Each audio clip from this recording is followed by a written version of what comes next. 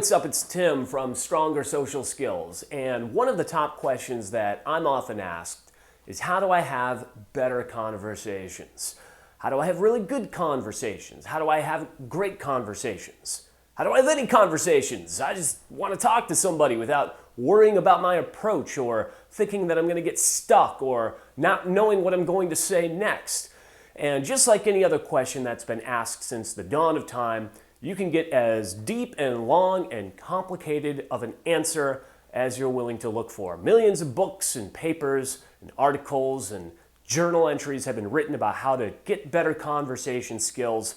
But what I really wanted to do is just come up with a nice, succinct list, a nice list of basic tips that can really help you increase your conversational skills today. So that's exactly what this is. In my full Stronger Social Skills course, I get into the nuts and bolts of everything from the very beginning, rebuilding foundation, all the way through to putting things into practice and taking action to really reestablish the way that you think about your own social confidence. But as far as this is concerned, we're just going to go right into some very basic tips and tricks regarding how you talk to people on a regular basis. So let's get started.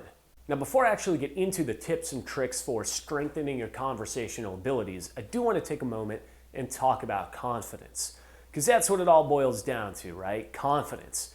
If I was confident, I wouldn't need these tips and tricks. I'd just go into a social gathering and be able to talk to anybody at any time. People would want to talk to me. They'd want to be around me because everybody likes a confident person. Confidence is key. Now, the problem with that kind of thinking is it makes it sound like confidence is some sort of magic. And the reality of the situation is you're actually very confident with a bunch of things in your life right now. Sure, you may not be a confident conversationalist, but I'll bet you could tie your shoes without worrying about it. I'll bet you could get food in your mouth and not up your nose confidently. Now, yeah, that sounds kind of goofy, it sounds kind of ridiculous, but the reality of the situation is confidence is just knowing that you can go out and do something and be successful at it and not unsuccessful. And that happens through experience. That happens through taking action. Now, the difference with all these other things that you're confident at is that you went through a lot of them in your developmental stage where everything was new and exciting and you saw things with this sense of wonder and you didn't have fear preventing you from trying all these things or even repeating the same things. And you still had your frustrations. I'm sure your parents could tell you about times where you kept trying to put a cookie in your mouth and put it in your nose or ear instead and then just flipped out and started crying and freaking out, and they had to console you and you had to go back to ground zero and start all over again, but you kept at it. Now, that said, one of the biggest things that keeps us from developing confidences as adults is fear. We've learned to be afraid of all of these different things around in the world that can hurt us. One of the biggest fears that we have to contend with when it comes to trying new things, experiencing new things, doing new things, is fear of the unknown. That one is a killer. And I'm sure you don't have to look that far back to remember an example of something that was coming up in your own life, something that was on the horizon, and your brain just went into overdrive to think of all of the disastrous things that you knew for a fact were going to happen.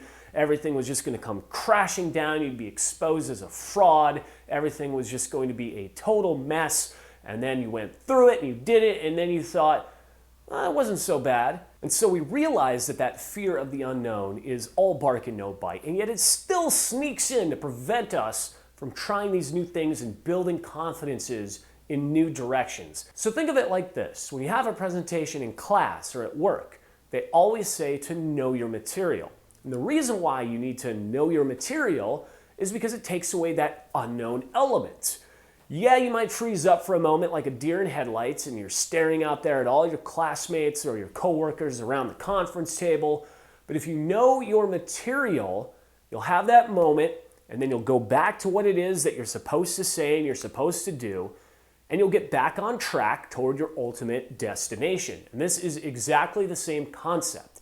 You might be in a conversation, you might be stuck, you might not remember what to say, but then if you know your material, you know your tips and tricks, these things that you can apply to your social interaction, You're going to be able to get back on path. You're going to alleviate that fear of the unknown, and you're going to be able to continue to practice and gain experience as you build your conversational skills. All right, let's get into it, shall we? So the first few concepts are kind of all under the same umbrella. So I'm going to bring them all up here in the same segment. The first is be curious. The second is pay attention. And the third is something called active listening. So with curiosity, if we go back to that example of being a child and seeing everything with this sense of wonder and this amazement, we had no problem being curious at that stage in our lives. We had not yet learned to be afraid of all the potential outcomes that could happen by being curious. And so we had no problem picking something up that maybe we shouldn't have picked up, or asking endless questions about things to see if we could satisfy our own curiosity. And what you want to do is you want to tap back into that. It's still there. It still exists. You're still just as curious, or I should say, capable of being just as curious now as an adult as you were when you were a child. And now the benefit of tapping into that curiosity in social interactions, in conversational situations, is to help provide you with an endless source of content and material. Now, going from curiosity into paying attention, we're kind of going into this same idea here, and you're using that curiosity to see the things around you, not just discard them, and you're paying attention to what's happening in your current environment. And the whole idea of this, the whole point of being curious and paying attention, is to keep you present. If you are focused on what's happening in front of you, right in that moment, it does two things. The first is it gets you out of your own head, and it gets you into the moment so that you can see what is happening and not just go into situations with blinders on. The second thing that it does, and I already touched on this, but it allows you to tap into endless content that can help you in a conversation, that can give you information that you can interact with another person with. So if you are truly present and you're curious with what's going on around you and you're paying attention to your environment, you get out of your head and you see all these different things. Because a lot of times, so a lot of people will ask me, okay, how do I do an initial approach? How do I initially start a conversation? How do I go up to a woman and talk to her? How do I talk to a new coworker at an employee gathering?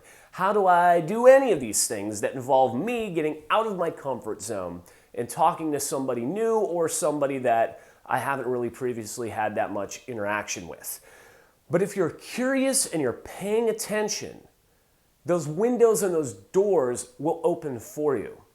So if you're actually invested into your present situation, you'll start to pick up on things that you can use to break the ice.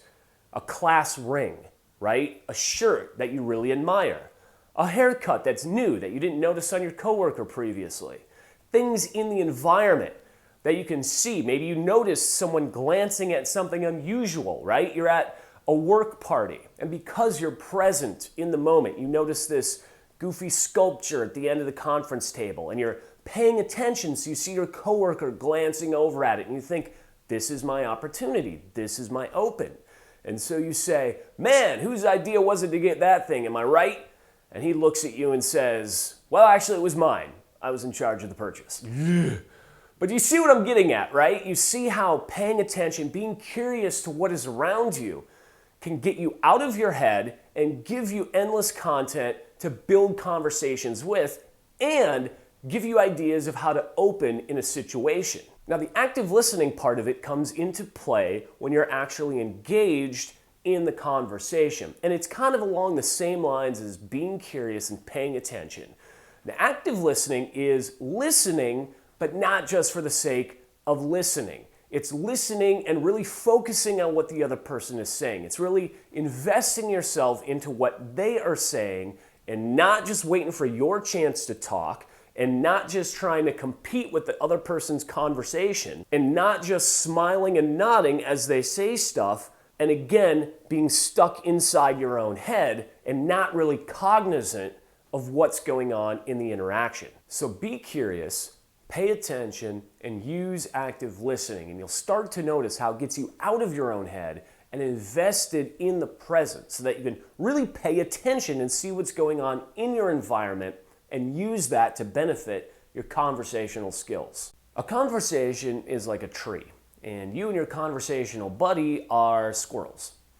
A bad conversation is like a tree with no branches. It's just a trunk, and you and your squirrel friend are on this trunk, and it's kind of awkward because you're right next to each other and there's really nowhere for you to go. You can't go this way, you can't go that way.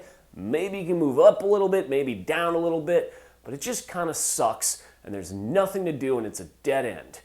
A good conversation is like a full oak tree with lots of branches and all sorts of different directions that you can go. It's almost unlimited, the places that you can go in a good conversational tree. So the whole point as a conversation squirrel is to get on these beautiful branchy conversation trees that have all these different directions that you can go and all these different avenues that you can take, and to stay off of the branchless, dead-end conversation trunks where there's no direction you can go. And so I'm going to share with you a couple of ways that you can make sure that you get on the right conversation tree. A couple of techniques, one for the asking side of the conversation and one for the answering side of the conversation. One of the most challenging things about engaging in conversation is coming up with things to talk about. Even if you manage to successfully break the ice, where do you go from there? You may have had a great opener, a little joke, an off-the-cuff remark. You're paying attention, you're being curious, you find something to open with, but then where do you go from there? So I'm going to share with you a really simple, highly effective technique that will provide endless amounts of content for any conversation with anyone. And it's a simple acronym. It's going to be real easy for you to remember it and fall back on it. Remember, when we get stuck in those deer in headlights situations, if you know your material, it gets you through those tough points. And here's your material for this. It's an acronym and it is FORD. Freak out and run directly home. Wait, no, that's wrong. Family, occupation, recreation, dreams. If you remember the FORD acronym when you're in a conversational environment, you're always going to have things that you can ask the other person about. Family, occupation, recreation, dreams. Now remember, you're not just pulling these out of nowhere. You're not just saying dreams. What do you want to do with your life? If you're curious and you're paying attention and you're using active listening, you're going to be able to pick up on all these little things as the other person talks and ask them questions that allow you to go off in the other branches of the conversation tree. Now, using active listening, again, going back to that, using active listening when the other person is talking, you're not just waiting for your chance to speak. You're not just nodding and smiling and thinking about whatever's going on inside your head. You're paying attention to what the other person is saying, and you're going to use that to pick up on keywords that you can use to branch off on other parts of the conversation tree. So let's take a look at an example. Let's go back to the workplace gathering. You've already got your opener with that guy. And I know this is, a ridiculous situation. There's a sculpture in the break room and everybody's talking about it. It could be anything. It could be a painting on the wall. It could be so-and-so's new haircut. It could be the fact that the snacks at this year's workplace meeting are way better or way worse than they were before. Again, this is on you to use your curiosity, to pay attention, and to use that as your way to kick off the conversation. So let's say you've already had one line back and forth with the other person and you're wondering, where do I go from here?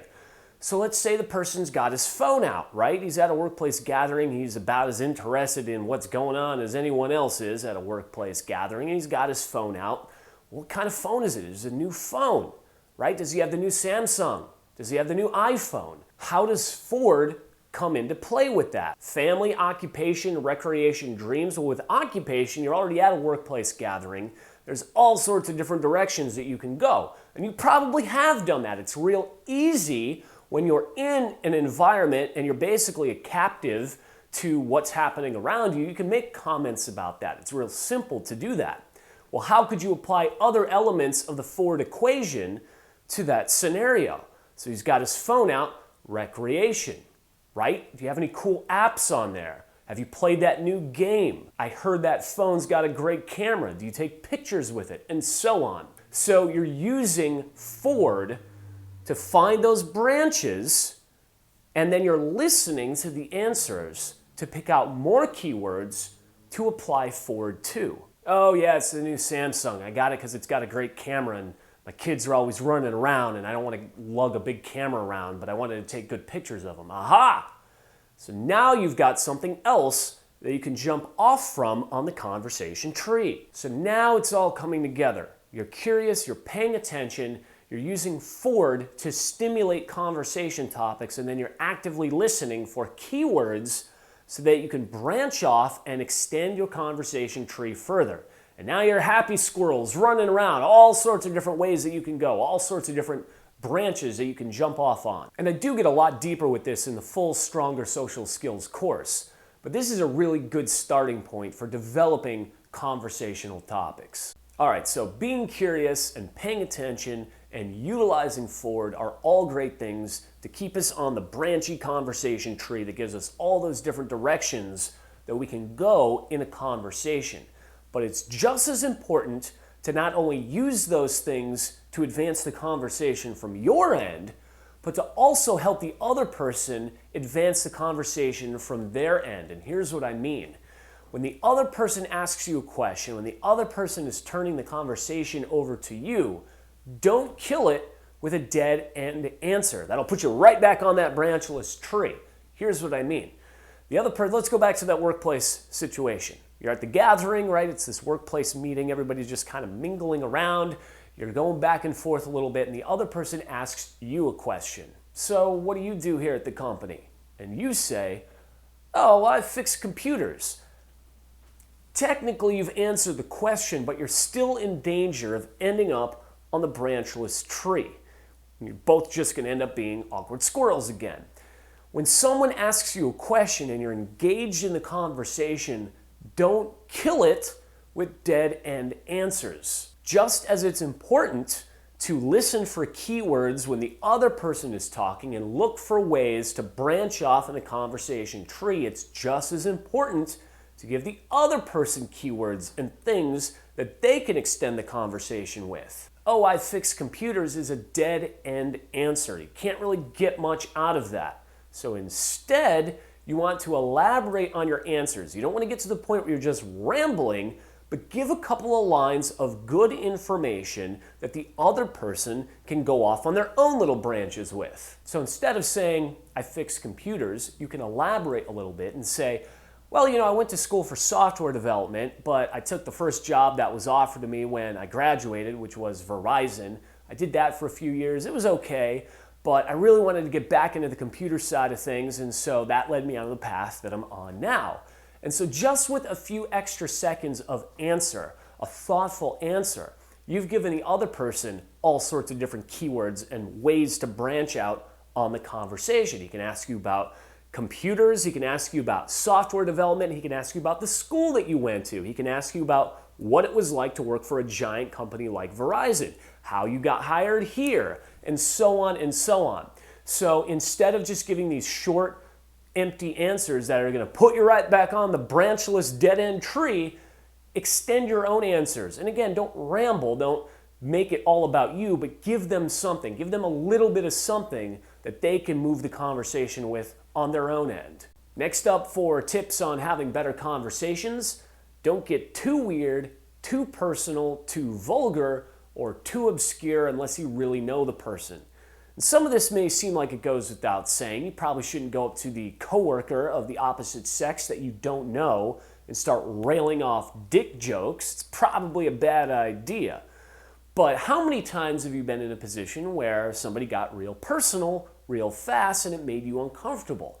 TMI, TMI. And to be honest, you could be a great communicator. You can be a great storyteller, great conversationalist, and still make these mistakes. I make certain mistakes on this list all the time.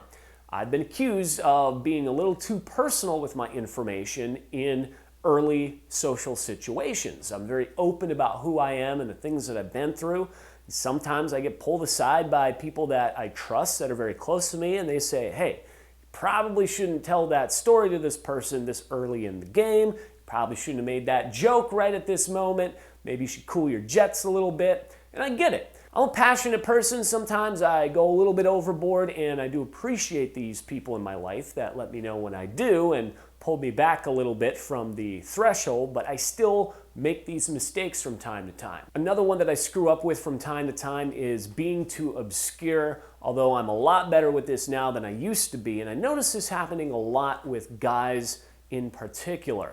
So when I talk about being too obscure, here's what I mean. You just meet somebody, you find out that they're really excited that the new Star Wars Blu-ray came out with all these extra special features, and before you know it, you've gone on a 5-minute monologue about how excited you are, and you're getting into all these little details. Before you know it, the other person's over there just like, what the hell did I get myself into? Hey, nice meeting you. Hey, I gotta go, I gotta run. But if you're doing your part, you're paying attention, you're actively listening, you're in the present, and focused on the moment in front of you, instead of being stuck up here inside your own head, you're not gonna run up against too many of those scenarios anyway.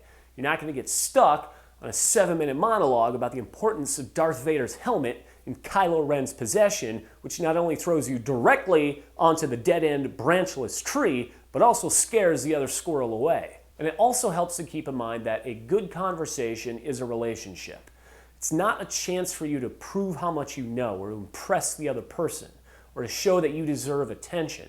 You should both be on the same playing ground. You're in it together, and it's an opportunity for a give and take to help you build a bond with another person, whether it's 10 seconds, 10 minutes, 10 hours, or whatever. So don't get too weird, too personal, too vulgar, or too obscure unless you really know the person.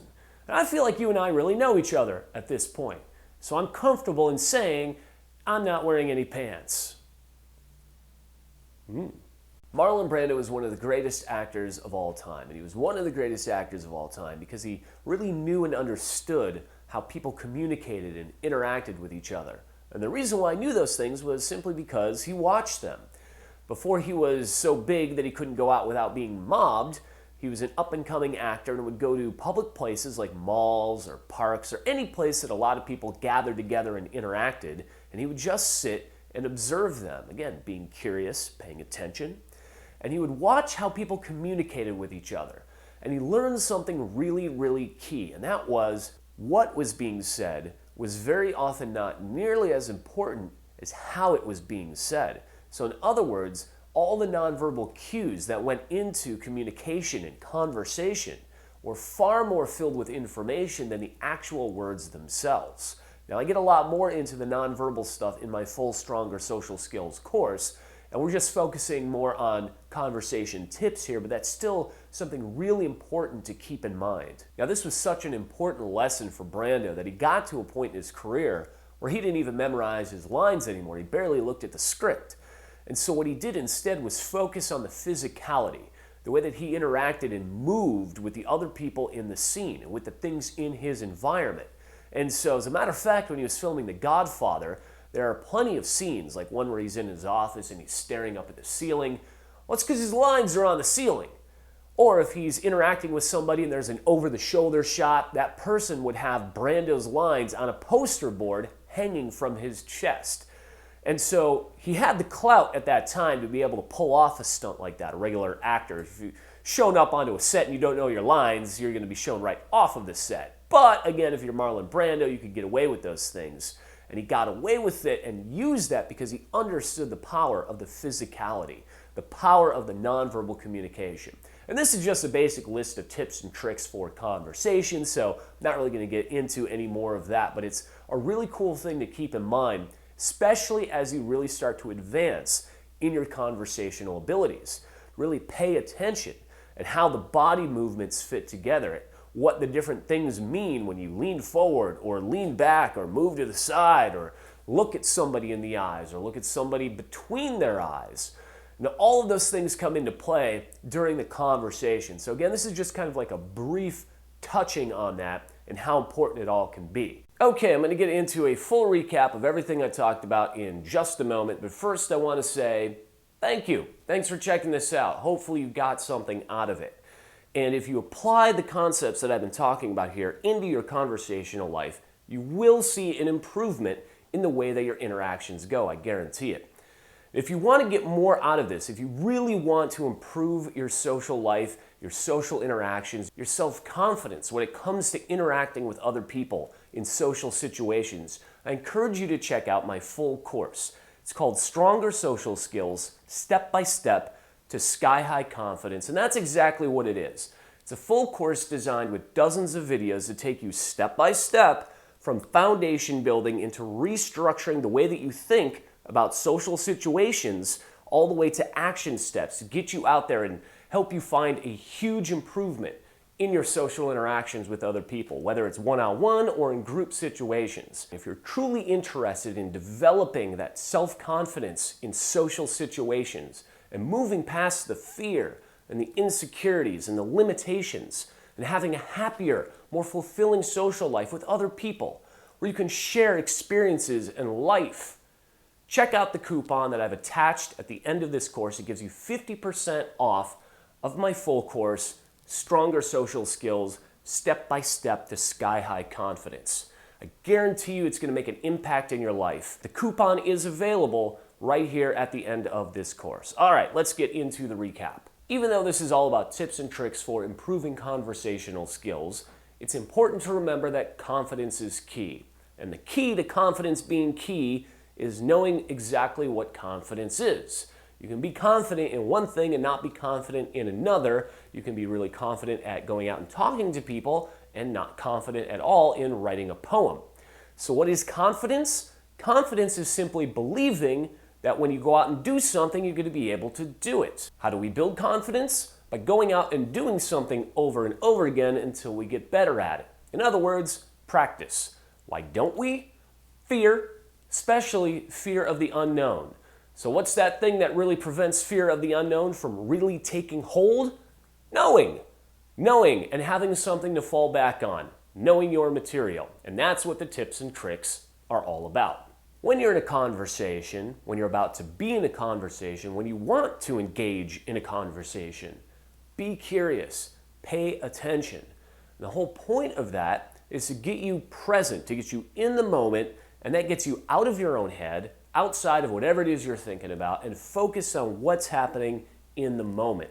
Then you can pick up on things that you can talk about. You can notice things, how the other person is feeling, how they're reacting, stuff that's happening around you in your environment. Once you're actually in the conversation, use active listening. Remember, a conversation is not just waiting for your chance to speak. It's not just smiling and nodding and thinking about something else. It's paying attention to what's going on in the interaction. So when you're active listening, you're picking up on those keywords, those things that the other person is saying, the expressiveness that the other person is showing, feelings that they're having, things that you can pick up on so you can get on that conversation tree with all the branches, and the two little conversation squirrels can run around and have plenty of different directions to go. And while you're on that conversation tree, make sure it's a nice conversation tree, a lush, branchy conversation tree with all sorts of different directions that you can go and places that you can explore. And the easiest way to do that is by remembering FORD: family, occupation, recreation, dreams. So when you're listening to what the other person's saying, you're truly invested in their side of the conversation, you're able to pick up on things that you can use FORD with. Little clues, little hints, things about their family or what they do for a living or what it is they do for fun, where they want to go in their life. FORD is a really easy thing to remember.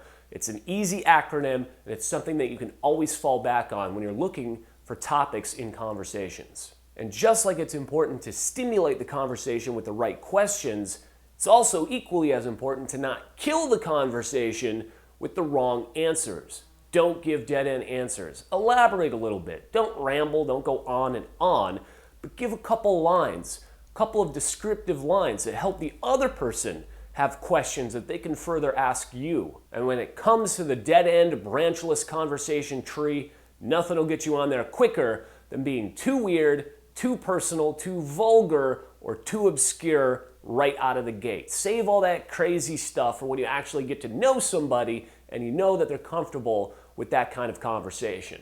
And that's it. Nothing too complicated, nothing too advanced, just a nice handful of tips and tricks to help you build your conversational abilities. And again, if you are interested in a more comprehensive course to build your social confidence and to increase your social skills, check out that nice fat 50% off coupon that I've got attached to the course. All right, that's it for me. I'm going to make some lunch. I've got some leftover pasta waiting for me. I do want to say one more time, thank you so much for watching. And I really, really, really hope that you have a great rest of your day.